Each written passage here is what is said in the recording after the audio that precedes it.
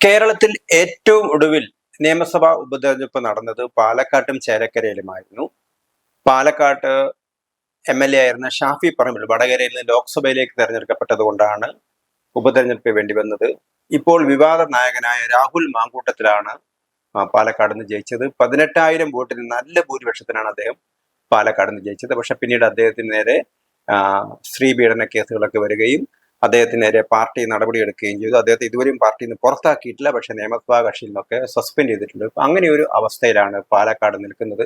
പാലക്കാട് ആരായിരിക്കും അടുത്ത നിയമസഭാ തെരഞ്ഞെടുപ്പിൽ സ്ഥാനാർത്ഥി എന്നുള്ളതാണ് ഒരു കാര്യമായ ചർച്ചയ്ക്ക് വിധേയമാകുന്നത്. കാരണം പാലക്കാട് കേരളത്തിലെ മറ്റ് സ്ഥലങ്ങളിൽ വ്യത്യസ്തമായിട്ട് വളരെ ശക്തമായ ത്രികോണ മത്സരം നടക്കുന്ന, അല്ലെങ്കിൽ BJPക്ക് നല്ല സ്വാധീനമുള്ള ഒരു മണ്ഡലമാണ്.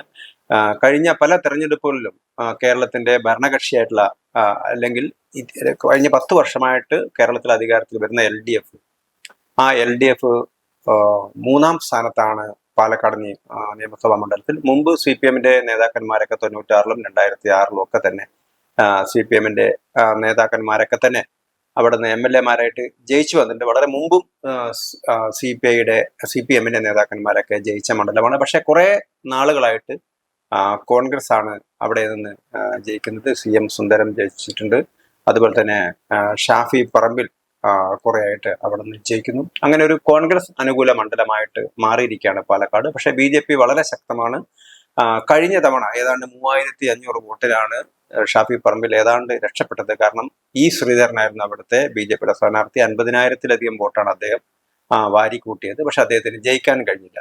അപ്പം പാലക്കാട് നിയമസഭാ മണ്ഡലത്തിൽപ്പെടുന്ന പാലക്കാട് മുനിസിപ്പാലിറ്റി BJP ആണ് ഭരിക്കുന്നത്. പക്ഷെ തൊട്ടടുത്ത പഞ്ചായത്തുകളിലൊക്കെ BJPക്ക് മറ്റു പാർട്ടികളെ അപേക്ഷിച്ച് സ്വാധീനം കുറവാണ്. അതാണ് BJPയെ സംബന്ധിച്ചിടത്തോളം വലിയൊരു ന്യൂനതയായിട്ട് കാണുന്നത്. എന്തു തന്നെയായാലും പാലക്കാട് ഇത്തവണ 3 കക്ഷികളും വളരെ ശക്തമായ മത്സരം കാഴ്ചവെക്കും എന്നുള്ളത് ഉറപ്പാണ്. കാരണം ഏതാണ്ട് 18,000 വോട്ടിനാണ് രാഹുൽ മാങ്കൂട്ടത്തിൽ ജയിച്ചത്. BJP തൊട്ടടുത്ത് വന്നിരുന്നു 39,000 വോട്ടിന്. തൊട്ടുപുറകിൽ തന്നെ 3-ാം സ്ഥാനത്ത് LDF-ഉം ഉണ്ടായിരുന്നു. LDF-ന്റെ സ്ഥാനാർത്ഥി സരിൻ ആയിരുന്നു. നേരത്തെ കോൺഗ്രസ്സുകാരനായിരുന്നു. പക്ഷെ അദ്ദേഹത്തിന് ഇത്തവണയും സീറ്റ് കൊടുക്കും. പക്ഷെ അത് പാലക്കാടല്ല, കുറച്ചുകൂടി സുരക്ഷിതമായ സീറ്റ് സരിന് കൊടുക്കും എന്നാണ് അറിയുന്നത്. ഏതായാലും കടുത്ത മത്സരം തന്നെയാണ് പാലക്കാട് നടക്കാൻ പോകുന്നത്. രാഹുൽ മാങ്കൂട്ടത്തിന് നേരെ നടന്നിരിക്കുന്ന അദ്ദേഹത്തിന്റെ എതിരെയുള്ള കേസുകൾ, എതിരായിട്ടുള്ള സ്ത്രീ പീഡന ആരോപണങ്ങളൊക്കെ തന്നെ ശക്തമായിട്ട് ചർച്ച ചെയ്യപ്പെടുന്ന വിഷയമാണ്. അതുകൊണ്ട് തന്നെ പാലക്കാട് കോൺഗ്രസിന് വലിയ പ്രശ്നങ്ങൾ ഉണ്ടാവും എന്നുള്ളത് ഉറപ്പാണ്. ഒരു ഭാഗത്ത് രാഹുൽ മാങ്കൂട്ടത്തിനെതിരെ നടപടി എടുക്കണം എന്നാവശ്യപ്പെടുന്ന ഒട്ടനേകം നേതാക്കന്മാർ പാലക്കാടുണ്ട്. അതേ സമയത്ത് തന്നെ ഷാഫി പറമ്പിലിനെയും രാഹുൽ മാങ്കൂട്ടത്തിലേക്ക് അനുകൂലിക്കുന്ന നല്ലൊരു വിഭാഗം നേതാക്കളുണ്ട്. അങ്ങനെ 2 ചേരിയിലായി നിൽക്കുകയാണ് പാലക്കാട്ടെ കോൺഗ്രസ്സുകാരൊക്കെ തന്നെ. LDF-നെ സംബന്ധിച്ചിടത്തോളം അവർക്ക് ഇപ്പോഴും 3-ാം സ്ഥാനത്ത് തന്നെയാണ് അവരുള്ളത്. അവർക്ക് 2-ാം സ്ഥാനത്തേക്ക് കടന്നു വരാൻ കഴിയുമോ എന്നറിയില്ല. പക്ഷെ ഒരു അഡ്ജസ്റ്റ്മെന്റിന് ഏതായാലും LDF-ഉം UDF-ഉം തയ്യാറാവില്ല. അതുകൊണ്ട് തന്നെ ശക്തമായ ഒരു ത്രികോണ മത്സരമാണ് പാലക്കാട് നടക്കാൻ പോകുന്നത്. BJPയെ സംബന്ധിച്ചിടത്തോളം BJP നേരത്തെ സൂചിപ്പിച്ചതുപോലെ ശ്രീധരൻ വലിയ തോതിൽ 6,00,000-ഓളം അധികം വോട്ട് പിടിച്ച സ്ഥലമാണ്. 43,000 വോട്ടാണ് 2024 ലോക്സഭാ തെരഞ്ഞെടുപ്പിൽ BJP നേതാവ് C കൃഷ്ണകുമാർ അദ്ദേഹം ലോക്സഭയിൽ പാലക്കാട് സെഗ്മെന്റിൽ നിന്ന് നേടിയത് 43,000 വോട്ടാണ്. പക്ഷെ അദ്ദേഹത്തിന് ആ വോട്ടും കഴിഞ്ഞ നിയമസഭാ തെരഞ്ഞെടുപ്പിൽ നിലനിർത്താൻ കഴിഞ്ഞില്ല, ഉപതെരഞ്ഞെടുപ്പിൽ നിലനിർത്താൻ കഴിഞ്ഞില്ല എന്നുള്ളതൊരു കാര്യമാണ്. ഇത്തവണ ആരായിരിക്കും BJPയുടെ സ്ഥാനാർത്ഥി? ഏതായാലും കൃഷ്ണകുമാർ പാലക്കാട് നിയമസഭയിലേക്ക് മത്സരിക്കാൻ സാധ്യതയില്ല. കാരണം അദ്ദേഹം ഏതാണ്ട് മലമ്പുഴയിൽ ഉറപ്പിച്ച സീറ്റാണ്. മലമ്പുഴയിൽ അദ്ദേഹം ശ്രദ്ധേയമായ പ്രകടനമാണ് കാഴ്ചവെച്ചിരുന്നത്.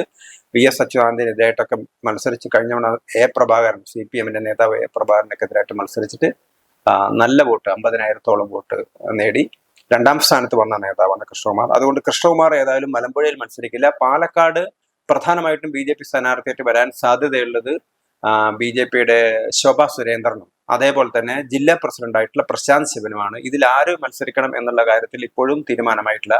ശോഭാ സുരേന്ദ്രനെ സംബന്ധിച്ചിടത്തോളം നേരത്തെ അവർ പാലക്കാട് നിന്ന് മത്സരിച്ചിട്ട് നന്നായിട്ട് അവർ 40,000-ലധികം വോട്ട് അവർക്ക് പിടിക്കാൻ കഴിഞ്ഞിട്ടുണ്ട്. പക്ഷെ കഴിഞ്ഞ ലോക്സഭാ തെരഞ്ഞെടുപ്പിലാണ് BJPക്ക് ഏറ്റവും കൂടുതൽ വോട്ട് കിട്ടിയത്, 43,000. ശ്രീധരന് കിട്ടിയതിനു ശേഷം ശ്രീധരൻ 50,000 വോട്ട് പിടിച്ചിരുന്നു. പക്ഷെ അത് അദ്ദേഹത്തിന്റെ കുറച്ചുകൂടി വ്യക്തിപരമായ സ്വാധീനമൊക്കെ കൂടി ഉള്ളത് കൊണ്ടാണ്.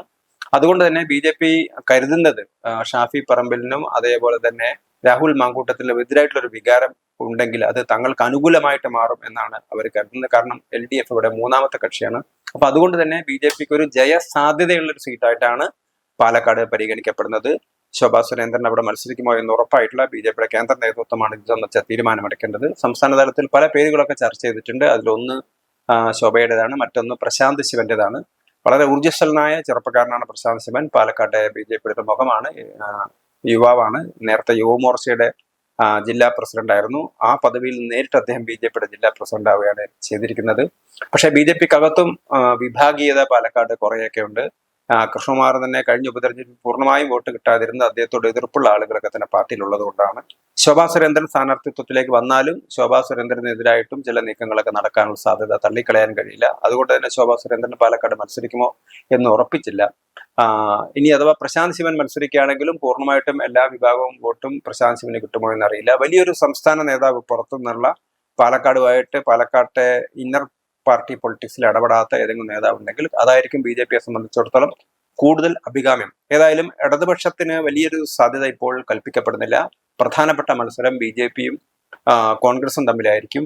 BJPക്ക് തിരുവനന്തപുരത്തെ നേമത്തോ അതല്ലെങ്കിൽ കഴക്കൂട്ടത്തോ അതേപോലെ കാസർഗോഡ് ജില്ലയിലെ മഞ്ചേശ്വരത്തോ കിട്ടുന്നതുപോലുള്ളൊരു പ്രാധാന്യം അവർക്ക് പാലക്കാട്, അല്ലെങ്കിൽ അത്രയും സാധ്യത അവർ പാലക്കാട് കൽപ്പിക്കുന്നുണ്ട്. അതുകൊണ്ട് തന്നെ എന്ത് വില കൊടുത്തും പാലക്കാട് പിടിച്ചെടുക്കാനുള്ള ഒരു നീക്കമാണ് BJP നടത്തുന്നത്. അവരുടെ ഏറ്റവും കരുത്തരായിട്ടുള്ള ഏതെങ്കിലും സ്ഥാനാർത്ഥി തന്നെയായിരിക്കും പാലക്കാട് വരുന്നത്. കോൺഗ്രസിനെ സംബന്ധിച്ചിടത്തോളം അവരുടെ ഏറ്റവും വലിയൊരു വിഷയം എന്ന് പറയുന്നത് അവരുടെ ഇടയിൽ തന്നെയുള്ള ആഭ്യന്തര പ്രശ്നങ്ങളാണ്. അതും പരിഹരിക്കാൻ അവർക്ക് കഴിയുകയും അതേപോലെ തന്നെ രാഹുൽ മാങ്കൂട്ടത്തിന് നേരെ എടുത്തിരിക്കുന്ന പോലീസ് കേസുകൾ അല്ലെങ്കിൽ അദ്ദേഹത്തിനെതിരായിട്ടുണ്ടായ ആ ജനവികാരം എന്തായാലും നല്ലൊരു ശതമാനം വോട്ടുകൾ അവരിൽ നഷ്ടപ്പെടാനുള്ള ഒരു സാധ്യതയുണ്ട്. അപ്പം അതിനെ കൂടി കവച്ചു വെക്കുന്ന ഒരു ക്യാമ്പയിൻ ചെയ്താൽ മാത്രമേ കോൺഗ്രസിന് പാലക്കാട് രക്ഷപ്പെടാൻ കഴിയൂ എന്നുള്ളതാണ് ഒരു കാര്യം. ഏതായാലും കേരളം ഉറ്റുനോക്കുന്ന, പ്രത്യേകിച്ച് രാഹുൽ മാങ്കൂട്ടത്തിനെതിരായിട്ടുള്ള വിവാദമായ പല കേസുകളുമുള്ള സമയത്ത് തന്നെ അദ്ദേഹത്തിന്റെ ഉപതെരഞ്ഞെടുപ്പിൽ അദ്ദേഹം ജയിച്ച് വലിയൊരു നേതാവായിട്ട് മാറിയ ഒരു മണ്ഡലമാണ് പാലക്കാട്. അതുകൊണ്ട് തന്നെ പാലക്കാട് മണ്ഡലം വളരെയേറെ ശ്രദ്ധയേറിയ ഒരു മത്സരമാണ് പാലക്കാട് നടക്കാൻ പോകുന്നത്. ആര് ജയിക്കുമെന്ന് ഒരിക്കലും പറയാൻ പറ്റാത്ത രീതിയിലുള്ള ശക്തമായ ഒരു ത്രികോണ മത്സരമായിരിക്കും പാലക്കാട് നടക്കാൻ പോകുന്നത്. BJPയെ സംബന്ധിച്ചിടത്തോളം കാസർഗോഡോ മഞ്ചേശ്വരമൊക്കെ പോലെ തന്നെ തങ്ങൾക്ക് ജയിക്കാൻ പറ്റുന്ന ഒരു മണ്ഡലമായിട്ട്, അല്ലെങ്കിൽ നേമത്തെ പോലെ ജയിക്കാൻ പറ്റുന്ന ഒരു മണ്ഡലമായിട്ടാണ് അവർ ഇതിനെ പരിഗണിക്കുന്നത്.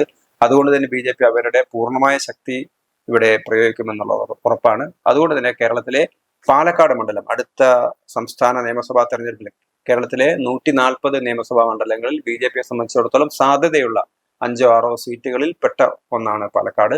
കടുത്ത മത്സരമായിരിക്കും പാലക്കാട് നടക്കാൻ പോവുക എന്ന് തന്നെയാണ് നാം പ്രതീക്ഷിക്കേണ്ടത്.